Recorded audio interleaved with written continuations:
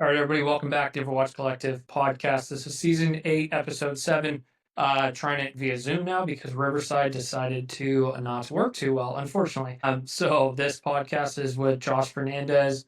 Josh served in the United States Army as an 11 Bravo infantry for 4 years. Was in the National Guard for 3 years, did a deployment overseas in 2012 to Afghanistan. And then after the Army, unfortunately lost some friends to suicide. There was one suicide attempt during that time as well. We're going to touch on the transitional process out of the military. And then now he's a co-owner of 2 CrossFit gyms, and then he's starting a shooting instructing company coming up. So kind of talk about the community there, the physical health, how it benefits your mental health, the shooting. Obviously, all of us love shooting and everything. So, kind of it. That wraps up the quick little intro. Josh, once again, I'm sorry, brother. Can you introduce yourself, ple's, to the audience? No, you're good. Yeah, so like I said, name is Josh Fernandez. Born and raised in California. Did 4 years in the Army and was stationed out at Fort Stewart in Georgia. Deployed to the Panjwai District in 2012. Met some of my best friends out there, so it was one of the best decisions I made was joining the Army. Decided to get out after some reenlistment. Paperwork was lost, which, again, I'm thankful it happened. Went into the National Guard. When I was in the National Guard, was on the shooting teams for 2 years. I was on the counter drug teams also for a season there, which was great. A lot of cool people, a lot of good experiences and stuff. As I was getting out of during the shooting team or counter drug teams anyway, my last year in the National Guard, we started a gym, me and my business partner. It was meant to be a personal training gym because we started on our own. People asked us to help, hey, help train me. Decided sure, and then went to the CrossFit Games one year, and we're like, hey, dude, let's do this thing and see what happens. And we ended up blowing up with after only having 5 people for a good handful of months, then we blew up, and now we have 2 locations with about 150 members, and people all over the place now. So it's a cool thing.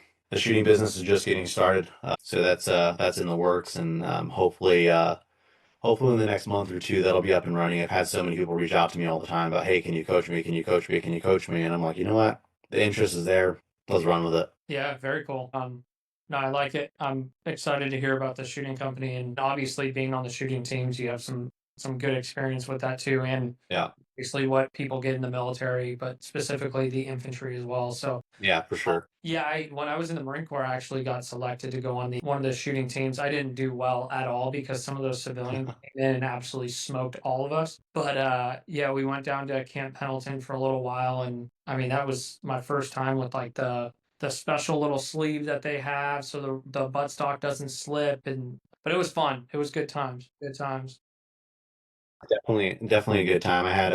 For me, I've never even touched a gun up until I joined the Army. Okay. Uh, so I went in with like no bad habits or anything like that. And then I was on the shooting team with a guy that he grew up basically with a gun in his hand, and it showed. He was stupid impressive. He won like all Army like 4 years in a row, and now he kind of just does it on his own now that he got out. But that dude was insane. Such a good shooter. That's badass. Sometimes, like you said, it's better to go in with no experience. Yeah. You're not bringing in your shitty habits. They say that like in the police academy, and then like when I went through the motorcycle course as a police officer, they were like, "Who here rides sport bikes or anything?" And they're like, "Oh yeah, I do." And those guys had a very difficult time doing it. So it's kind of funny how that works. Like sometimes being the newbie actually pays off. Pays off. Yeah, for sure. Yeah. So, how old were you when you joined the army, and then why did you join the I army? think if I'm getting my timelines right, I had just turned 19. I actually tried to go in right when I was 18, and then I had my appendix removed, so that put me back a little bit because you have to wait like 8 months or something like that after a major surgery. That put me back. Anyways, it gave me the opportunity to play junior college football. Played it, hated it because I hated the coach, and then went into the army anyway. My older brother's a Marine. My dad was in law enforcement for 32 years, and kind of just had the maybe I'll do it, maybe I'll do it, maybe I'll do it. And then once football kind of didn't work out, hated school, so I was like, you know what? All right, let's do this thing, see what happens. Sounds about right. And Yeah. so, brother was in the Marine Corps. What did he do in the Marine Corps? What is it, 11, right? So he was also infantry. Yeah, that's what I was, infantry rifleman. Yeah, so it's kind of funny. Army is 11, and then Marine Corps infantry rifleman is 11 too. But the Army has the cool like 11 bang bang, which sounds bad. Yeah. And you didn't want to go in the Marine Corps, or your brother told you to go Army, or what? No, I just want to do something different. So we're 13 months apart, so we're relatively close. So everything we did was always like we either did it together or it was always compared, like, oh, your brother did this, are you going to do it too? So for me, when he went to the Marines, he went right after high school. He actually signed his contract when he was still in high school because he graduated at 18. He had like a week off after graduation and then left for boot camp. And then once I started talking about military, everyone's like, hey, you're gonna go, his name's Jeremiah. So they're like, hey, you're gonna go with Maya to the Marines? Like, not a chance, dude. I was like, I'm gonna go somewhere else. Yeah, so I ended up just joining the Army. I thought it would be cool to do something different. Very nice. Yeah, my dad was in the Army. Started out in the Coast Guard actually as a sea marshal. Oh, nice. Yeah, and then went in Army and ended up uh, getting out as a CW3, I think, doing like CID stuff. Yeah, and I was like, he was trying to get me to go in the Army, and then I was like, oh, I want to go in the Marine Corps. And so I ended up joining the Marine Corps. And now I'm in the Coast Guard, and it was either Coast Guard or Air Force for me. And since he was in the Coast Guard and he was like, hey, it's pretty chill, Yeah. go to the Coast Guard. I'm like, all right, cool, copy that. So it all worked out. And then during your time, you did a deployment overseas in 2012, right? Yeah, so we deployed. I was a third ID, and we were lucky enough to be attached to seventh group when we went. So my squad got attached to one of their teams. So we were on these little like VSPs in a little village, and there was like I don't know, maybe like 32 of us total on this little village in our team that we were attached to. So that was kind of a cool experience. That's actually how I started CrossFit. One of the guys that was on the ODA just kept like, "Hey, just try it, just try it, just try it." I'm like, "Dude, no, like that shit's dumb. I'm not doing that." And then when I finally started, I was like, "Hey, that's actually kind of cool, kind of cool." So yeah, but yeah, so we went to the Panjwai district in southern Afghanistan in Kandahar. Wow. Right. And how was that experience for you? How long were you over there for, and etc.? We were there for 9 months. We were there for about 9 months, and while we were there, we recovered. I forgot the actual percentage of IEDs and stuff in that area, but we recovered a really high percentage of IEDs in Afghanistan. It was a very, very heavily IED'd area. Kinetic wise, wasn't super crazy, which was kind of nice, but it was a really cool experience.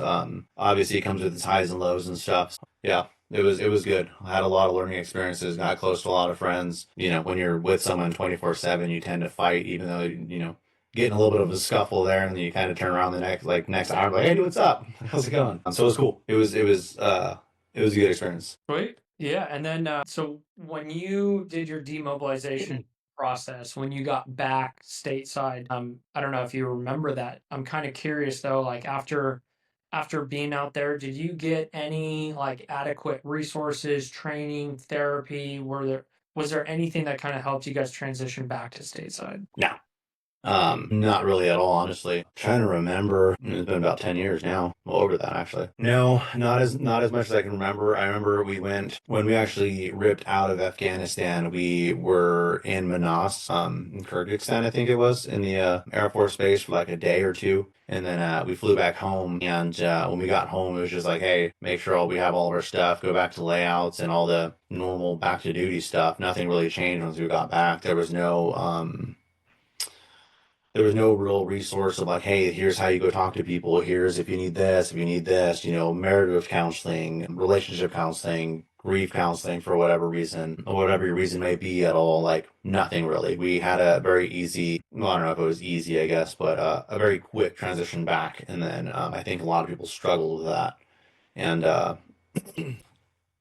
yeah, that was, I guess it was still kind of in the time too, when I was getting out or when we were getting back of like, hey, if you show any signs of weakness or you want to go talk to someone about anything, you're seen as weak or it's frowned upon or people are going to talk shit to you. So everyone kind of just like, maybe not. Like, I'm not going to go do that. I remember I got poison ivy one time during a training thing and I woke up and the right side of my face was all swollen and red and felt so shitty. And I was like, hey, I'm going to go to sick hall instead of going to PT. Like, what the fuck for? I'm like, can you not see my face? And, so it was one of those things, if they're going to talk shit to you for going for poison ivy, everybody kind of just like, you know what, I'm just gonna figure it out on my own.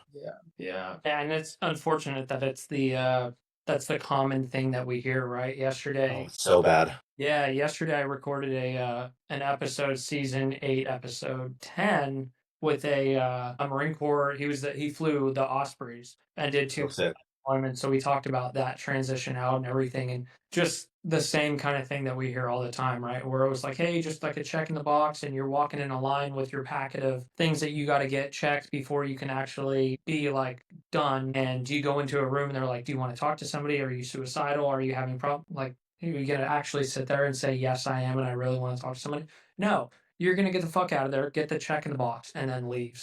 Yep. So yeah, that's one of the things obviously that I think could be done better. I hope is being done better for people that come back from deployment. But I mean, is it fair to say that that's one of the leading contributing factors to losing veterans to suicide? Yes and no. I think it is, honestly. I think if there was a better transition process and people were to start deloading early, you can de escalate a lot of this situation of where people turn to alcohol, they turn to drugs, they turn to whatever their fix may be, right? I think even some people that have good habits turn them into really bad outcomes, right? Like working out. I know some people that turned to working out, then it went way too far south in that direction. They're always exhausted. They're running their body in the ground because they don't know how to cope with anything else. Their thing is, hey, I feel like shit. I'm mentally struggling, so I'm going to go completely torture my body to the point where I can't do anything else. So I'm like, you know what? Yeah, that was a good thing at first, and then now it's become a negative addiction.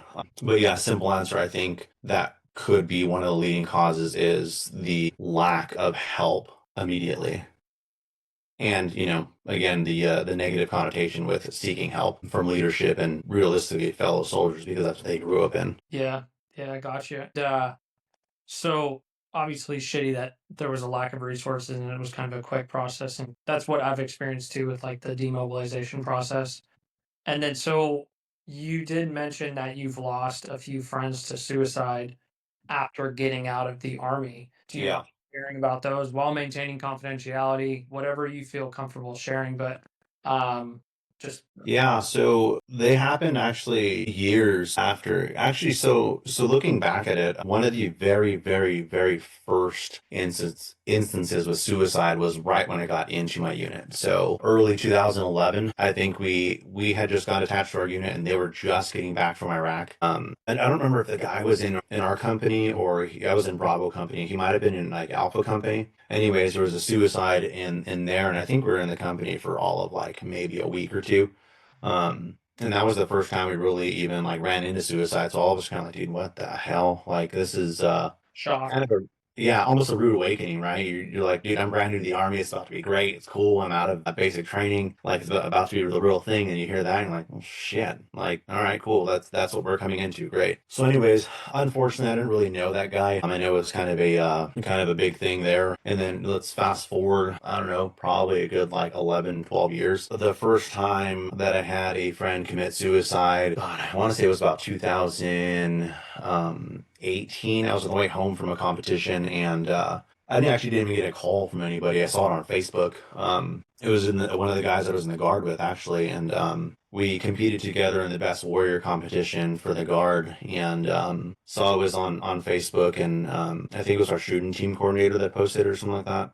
Got a hold of a bunch of people. I'm like, dude, what the hell happened? And no one really knows. He left behind a note, but it wasn't shared, wasn't really talked about, and uh, that kind of took a big impact on me. We kept in touch every here and there.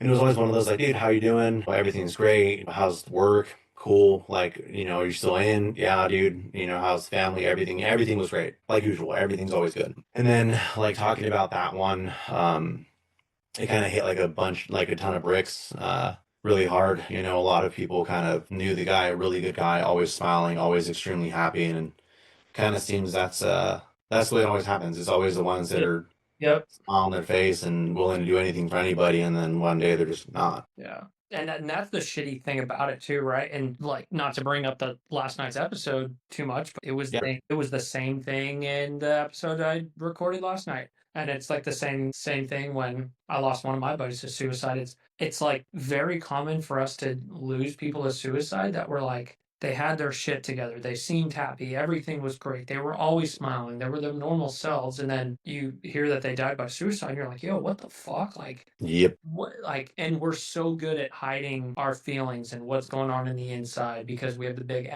for on sure. our chest, and because like like you mentioned, if you have poison oak on your face and you're like, hey, I'm going to skip PT and go see doc and get this taken care of, they're like, oh, what, blah, blah, blah. And that's a physical injury. What goes on up here is not. So So easily seen and taken care of by going to see doc real quick. Yeah. it's shitty. It is shitty. Yeah, so that was the first time. Oh, actually a good couple of them. The bigger impact ones. It sounds really bad to say that, because there's some that I wasn't super close with. You're kind of just in the unit. Same things, just kind of saw it on Facebook. Everybody, hey, so and so just passed. Suicide, this and that. And it's like, dude, fuck, that sucks. And one of the guys that I was actually in charge of when I was a team leader in the guard, he ended up committing suicide 3 years ago now. That one I kind of lost touch with him. He kind of went down a little bit of a bad road. Um, and then ultimately, he was a really good kid. He was young, and I say kid because he was younger than me. Really good kid. Everybody says it was because of like the whole stress with work and his girlfriend and all this stuff. And he ultimately decided to take his own life, which was kind of a shock because whenever you would talk to him, he was always just same thing, just this happy-go-lucky guy. Um, and then the last one, that sounds so bad just labeling him. But the last one was actually my second team leader. He's actually the second squad leader when I was in the guard. Really good dude. He was a really good friend actually. So when I got out, my business partner picked up shooting also. And it's always good to shoot with other people. So I had called him like, hey dude, come out and visit. In case he wants to do some shooting stuff. I've been with her for this whole time. I want you to coach her.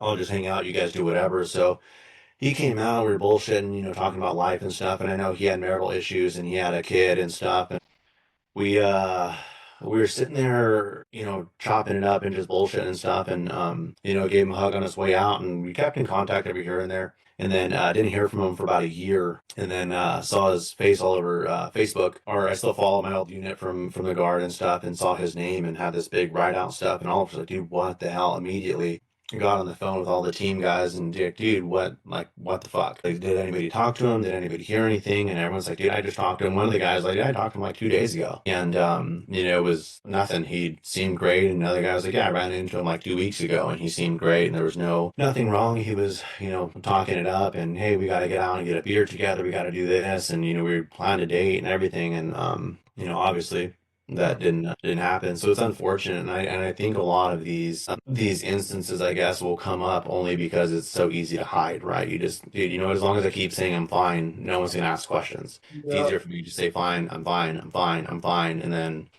they leave, and you can go do whatever you want when you're by yourself. You don't have to explain anything to anybody. You don't have to talk to nobody about it. It's the easiest thing to do that, or they're being seen as weak, right? I don't want to be seen as weak to my friends. I don't want to say, hey, I'm going to therapy and my friend's going to make fun of me like, oh, why are you going to therapy? Because you're soft or whatever. It's like, no, dude, I'm struggling. That's why. Yeah. Yeah. And it's, I mean, I could literally, as you're talking, I can think of so many stories that I've heard where it's that same exact thing, where it's like, hey, they seem happy, or I mean, I had a coastie on who attempted suicide, and he was a reservist, and he would literally talk about his drive into his drill weekend, and he would have to psych himself up and be like, all right, time to put the game face on. Let's be the old Mikey, like everybody knows, so they keep on struggling. It's shitty, man. It is shitty. I appreciate you sharing that. And I think when you be so vulnerable and sharing all the like those past experiences, the other people that listen to this and other people in the community are like, hey,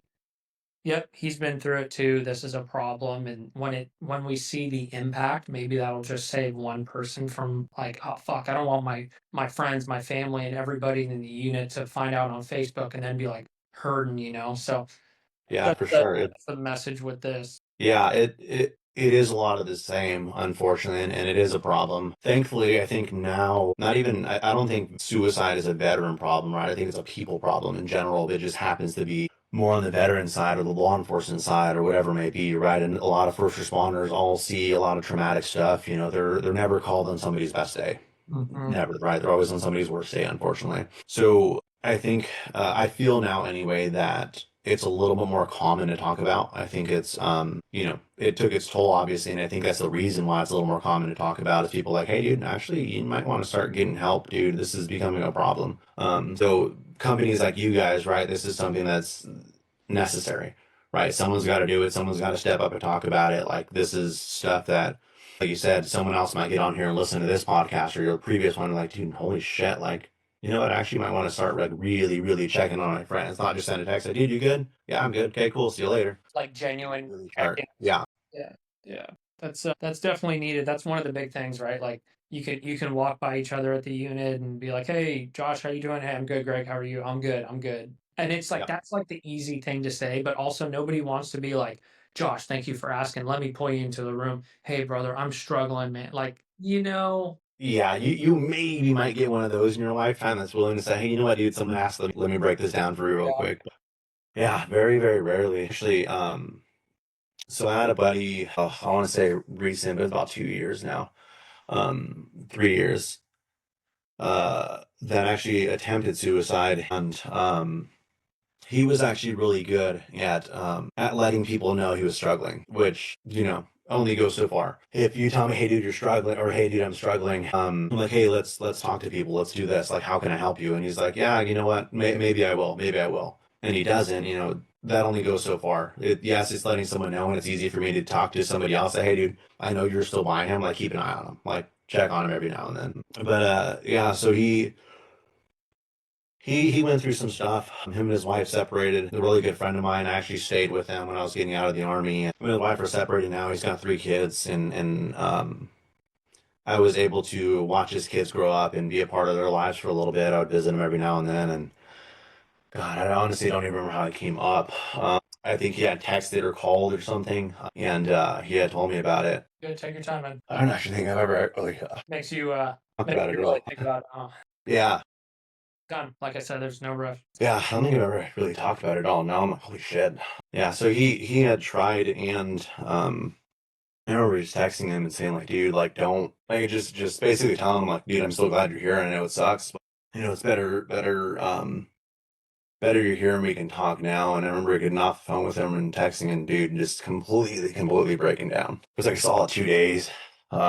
Took me to kind of like wrap my head around like the whole concept of it, and yeah, shit sucks. But thankfully, it was we had a good group of friends. We all kind of got on the phone and like, hey, dude, somebody go check on him. Someone's in Georgia, somewhere with him.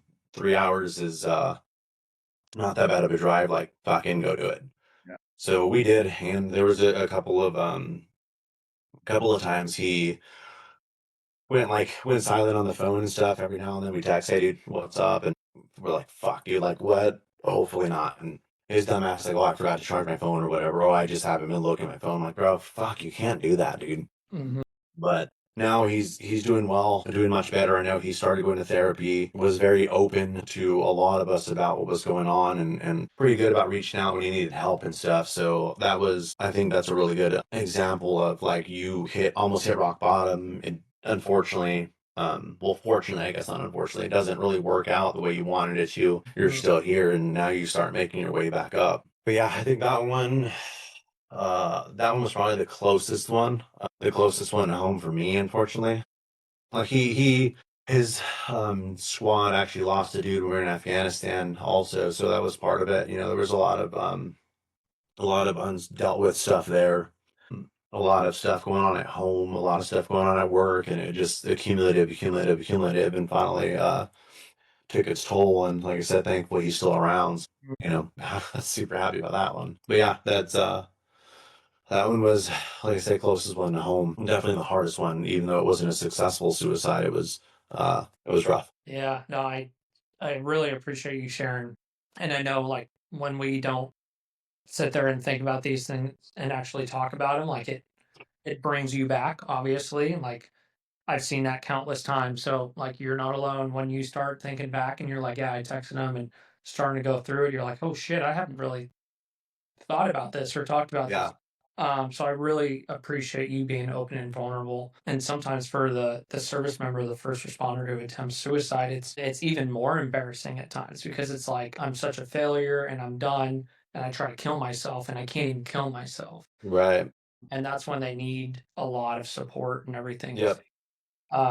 Yeah, once again, I appreciate you sharing. Unfortunately, you've been impacted by suicide a lot. Yeah. Not ideal. Not Yeah. ideal.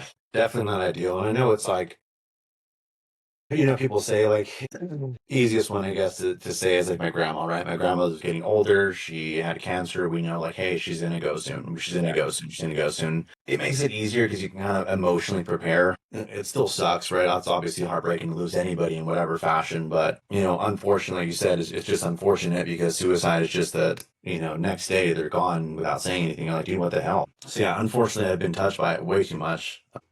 You know, at this point, it's one of those like, how do we figure this thing out? And it doesn't get any easier. I think it just gets worse. Like the more that happens, like, dude, holy shit, like, why does this keep happening? Yeah, it's a problem for sure. Yeah, no, and it's the same thing for the first responder community, and there's a lot of similarities between the military and first responder community, and there's only so much that they can do, and I think you do enough time in both of these career fields, and you start to learn, excuse me, that you're kind of just more like a number, and it's like a Yep. business, and the ball's just going to keep rolling, and that's why I obviously doing what we do in suicide awareness and prevention and trying to get people to therapy as quickly as possible while maintaining complete confidentiality with financial assistance provided. It's like they're limited on what resources they can provide, ultimately save lives and get you connected. Like the VA is so backed up. So that's why we do what we do. And that's why we called it like the Overwatch Collective, because it is a collective team effort with all these other Right. organizations to at least save one life, like that. Right. That's mission complete. So yeah, man. So I appreciate you sharing once again, transitioning out of talking about veteran suicide and everything. I want to talk about what makes us healthier and happier, which could help prevent suicides and mental health challenges, which is obviously physical fitness and shootings. Um, from your experience doing CrossFit, I know when you were overseas, you were like not doing that, blah blah blah. And then you now fast forward, you co-own two gyms.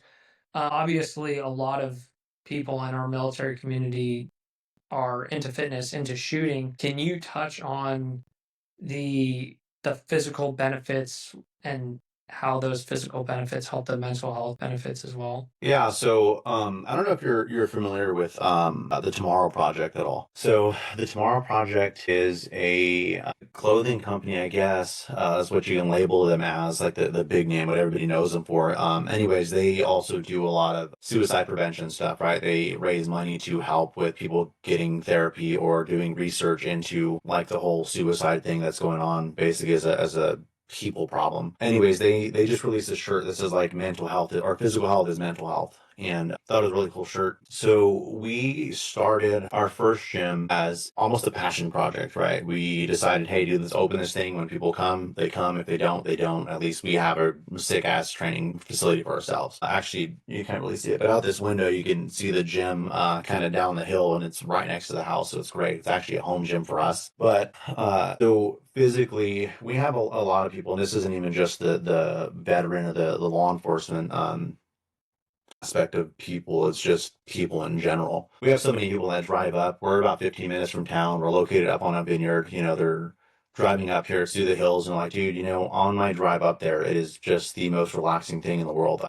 leave all my stuff, my problems at home. I leave them at work. I do whatever on my way up. When I get into the gym, it's about nothing but me. It is how I feel, how I'm going to work out today, what I'm going to get out of this. And then on the way home, it gives me that same time to decompress and I can come back. But we know a lot of people and we've helped a lot of friends who are like, hey, dude, I'm just not in a good place. I'm not in a good place. And I'm like, well, what's going on? Like, well, financially, I'm not in a good place. So I'm into the gym. It's causing a lot of problems with my emotional. I'm like, dude, fuck it. Like, we don't care. Like, we would rather see you guys here, working out and smiling and doing whatever you need to, and we can figure out the financial stuff later. If you need 3 months free because you're struggling and you're trying to make it work, and if that means we can help you mentally, fucking so be it, dude. We're not going to go out of business because we gave you 3 free months. Like, we're trying to help however we possibly can because our whole goal with starting these gyms is just to create a healthier, a more supportive community. The importance, I don't know, for me anyway, personally, the importance of physical health is so much on my mentals. Now I'm really good, and I say that truly. Like, I'm in a really good place. I'm married, I have a baby, well, he's almost two. I have another one on the way. We got two great businesses going, have a lot of friends through it. And like I said, I have an opportunity to coach college ball, which is great because I can now help the younger generation start moving forward and stuff. But for a little while, it was really rough. I was struggling. I think it was more so with depression than anything. I don't think I ever really got to the point where I'm like, hey, dude, I want out. But struggling with depression a lot. I know a lot of it was just being exhausted, right? The counter drug teams were taxing. Being on the shooting teams was taxing. Once I was transitioning out of those, I was like, dude, physically I'm exhausted, mentally I'm exhausted. Now I'm getting out. I'm losing my purpose. The gym isn't doing shit. We only have 5 members. Like, I have no idea what I want to do. I started working security at a middle school, which, for me, I'm like, this is not my fucking place. Like, this is just a transition job. I didn't hate it. I just didn't love it. And then, yeah, so once the gym started taking off, I'm like, dude, this is working out for me, working out with people, having this supportive community of, sweating and sometimes bleeding, unfortunately, together was one of the big things for us. And even in this gym here in our Solid Edge gym, we have some law enforcement officers, and they say the same thing. They're like, dude, we have the prison here, so they're correctional officers anyway. They come in like, dude, I'm around the worst of the worst all the time. So coming in here, it just helps. Like, mentally, it's one of those big things that I'm like, dude, if I can sit here, work out, and then kind of get my mind right while I'm working out and stuff, and I get done, I'm like, holy shit, now I can go home. I'm not all stressed out, not taking it out of my wife, not taking it out of my kids, and sleep better at night. Like, it's the physical piece is such a big piece on the mental that I don't think people actually really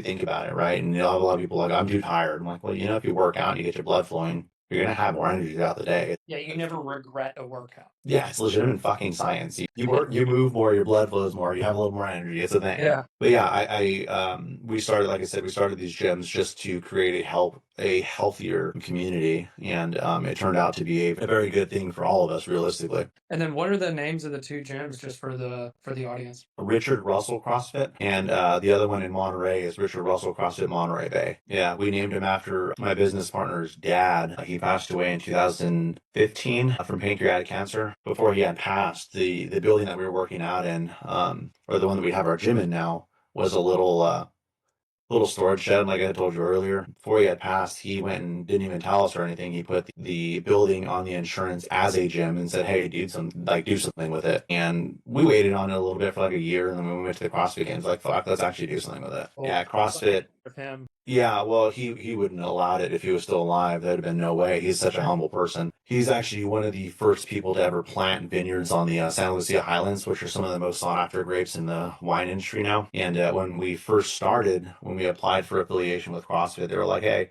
what are your names? You have to give them like 3 names, right? And we said Richard Russell CrossFit. And I do know we don't allow people to name gyms after people anymore. And there's like only a good handful in the world now. And they're like, why did you want to use him? We're like, dude, Google him. This is who he was. Everything was about the community first. So that's the same like business plan we have, is everything is going to be for the better of the community, not us to make millions of dollars or whatever. We can take home $5 at the end of the day, but we help one person, in their health. We're like, fuck it, chalk it up as a win. Like, that's what we want. Yep. So yeah, that's where our motto comes from, and I'll get to that later because I asked you yeah. at the end. But no, I completely agree with you. I like it. I like it. I wish I was still in the Northern California area so we could have done this in person at the gym. That'd be cool. But all good. Sweet. And then transitioning to the shooting company really quick, just give me some highlights. I know it's the early stages, but the name of it, where it's going to be, Bay Area based, and then where people can find you and keep updated and all that. Yeah, so I'm actually gonna do the range stuff here on the home ranch. So it'll be in Soledad. I have built out a little range basically. So we have the gym on this side of the hill. We have our house in the center. So I guess I could do it this way. Gym down here, house here, and then on this side of the canyon is the range, which is great. Everything's within walking distance. That kind of started the same thing as a passion project. Once I first started on the shooting teams, I didn't make it the first year I was there.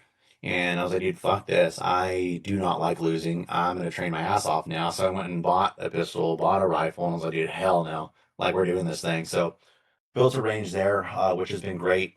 So many people have asked me, like, hey, can I train with you? Can I train with you? Can I train with you? And I'm always like, maybe. And then, finally I decided, let's just do this thing. Anyways, the business name is going to be Jet Defense Solutions, JETT. My son's name is Stetson Jet. So decided to use his middle name in the business name there. Very cool. Sweet. And then just host courses or do one, or are you going to get post certified so you can teach some LEs, or what are your thoughts? That's kind of the goal. I have a buddy that does it here also. His is Muzzles Up Training, and he's still in the general area. That's Muzzles Up Training, in case anyone wants to go look that one up. Super good dude. He is a post certified. He does all the CCW stuff and everything, and he's going to be moving here out of the area soon. And we've gotten with him, and he's like, dude, you should start picking up the slack when I leave. And I was like, yeah, I might want to actually. Yeah. That's kind of the goal. But right now, I'm looking at a lot of basics. So for me, I know some people that do shoot, and every now and then we'll come in and just kind of shoot together and train and stuff. But for the most part, when I start out with people, I want everybody to go through the basics. You guys coming in, dude, cool, let's go through basic pistol. And then after basic pistol, basic rifle, we can do all the fun stuff and go one-on-ones. My goal is to basically kind of separate. I know some women are okay with being in classes with men, but I had a lot of women that have reached out, and I'll probably do a lot of only like women only classes. So like the goal is basically an hour of classroom, getting familiar with the pistol, all the parts to it, how it works, different types of ammo for home defense, for just target shooting, the nomenclature of all these types of things. Have all these different types of pistols for people that want to rent one and or want to be a first time buyer. They can get all their hands on, all the starter pistols, do 2 hours of range, and then be able to offer, hey, there's also a one-on-one package after this. If you get done with it, you can follow up, or I can go with you to help you buy your first gun and stuff. Very cool. That's going to be kind of the goal. And then after that, we can get into all the fun stuff. People want to do competition shoot, people that want to start building out rifles, people that want to do all the, cool guy moving and shooting stuff. And so it'll be cool. It'll be a fun thing. Yeah, very nice. Yeah, I think it's cool to kind of start with the basics too. And so like when I was a cop in California for 10 years, firearms instructor, grew up shooting, Marine Corps infantry, all this stuff, right? So you have all this training. Well, when I came out to Louisiana, I had to go through a 2 weeks firearms training with the academy class. And I learned so much from going through the basics, and I picked up on new stuff. I refreshed stuff, and like just sitting there and like with the standard Glock, all the walls of it, where it breaks, going super slow, like it's good for our community. I feel like to Oh, go yeah. back to the basics every once in a while, and it's kind of just like a little reality check sometimes too. You just want to like go and do mag changes, 1R1s, all this stuff, and then you're like, all right, let's work on trigger reset or getting to the wall, and then on the buzzer breaking the shot, and people can't do it. And you're like, That's yeah, a problem. you know, Yeah, and that's kind of the thing too, right? Is the whole defund the police thing that happened was police are undertrained as is. All these unfortunate shootings and stuff, and it's like, well, they're not trained very well in the first place, and you want to defund them more. Like, if anything, there needs to be more money put into training.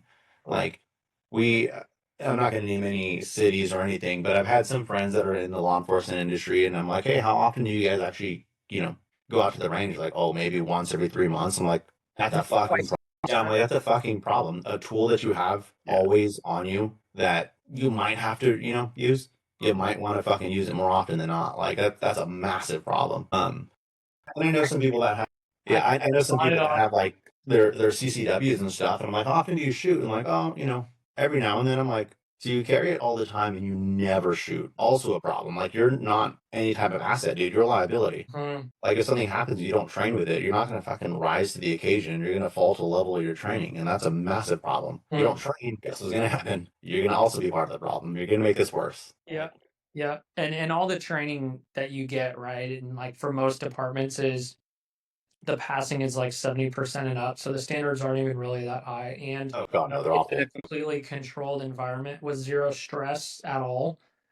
And you're still having people barely pass. And like if they get a 72%, you're like, cool, you're good. Sign this form, see you in 6 months. And you're like, but the politics that goes behind it, dude, trust me, I can go fucking on and on about Yeah, this. I was about to say that. That's one of those topics I'm sure we can go on a tangent for the next 6 hours about. And it's 100%. Yeah. it all kind of falls together, right? Um your training of firearms and law enforcement to even just the typical health standard now, right?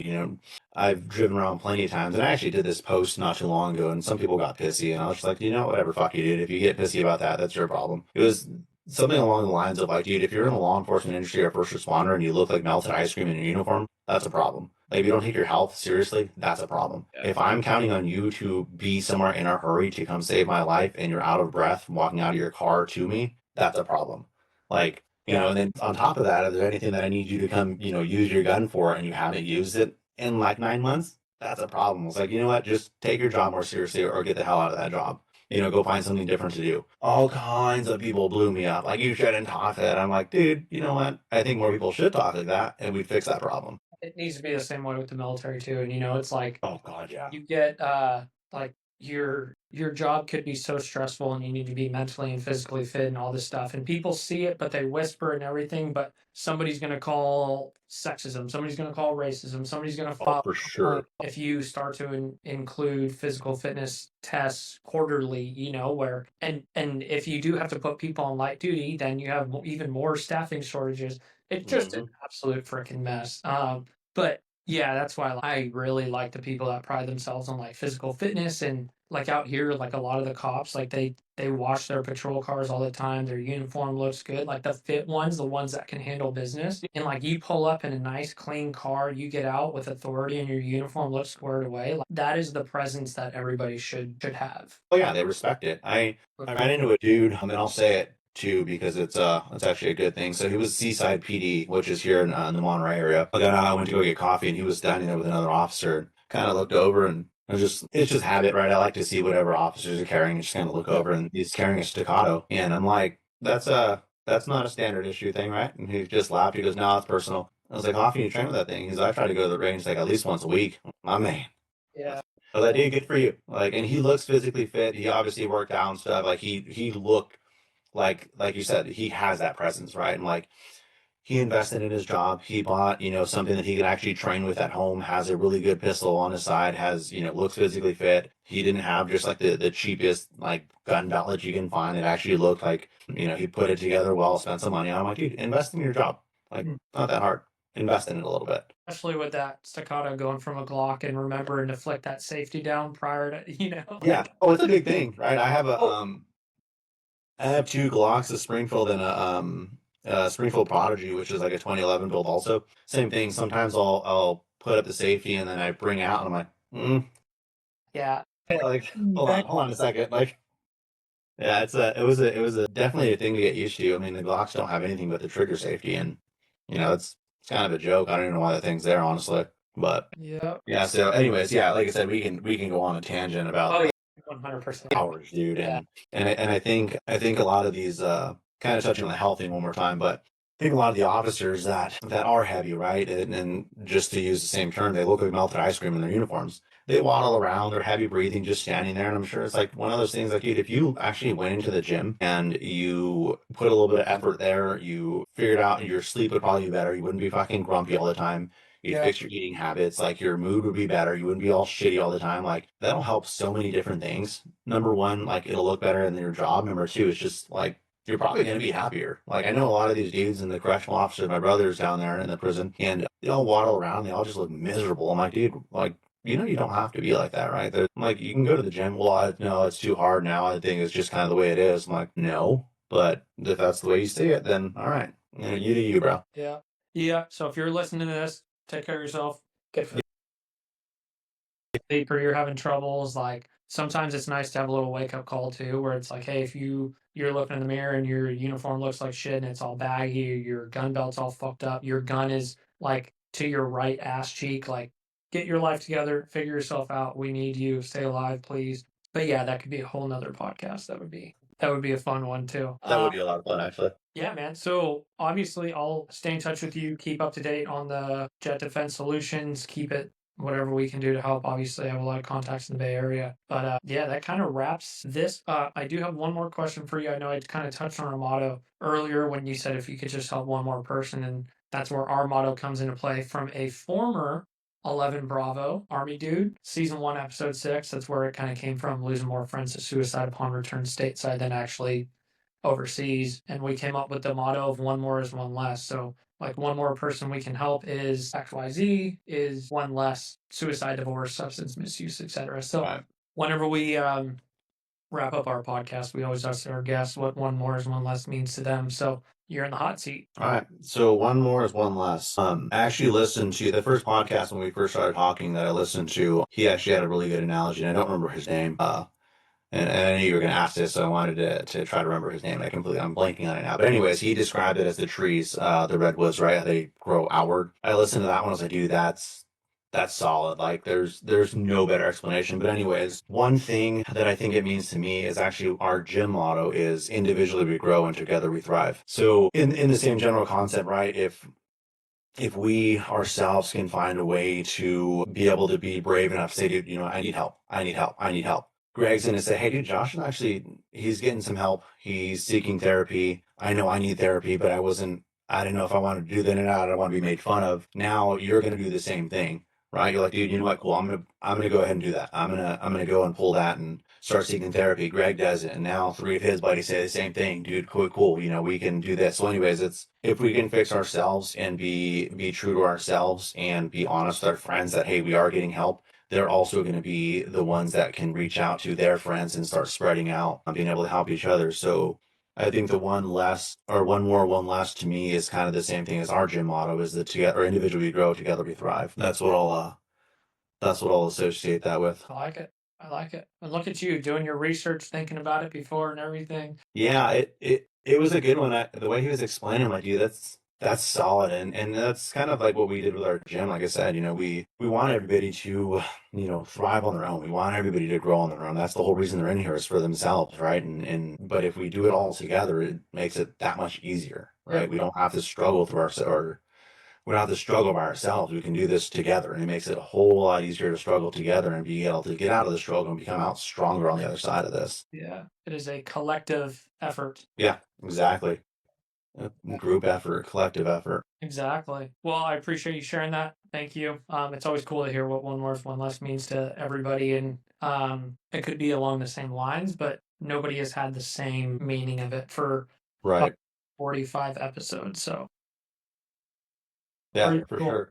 Yeah, man. Well, once again, I appreciate you coming on. Obviously, I'll put your Instagram bio and the podcast link. So if anybody wants to follow you, support you, make it super easy for our community to get in touch with you, follow you, support you, and all that good stuff. So, Absolutely. Appreciate you having me on. of course, everybody, hope you enjoyed the episode, season 8, episode 11 with Josh.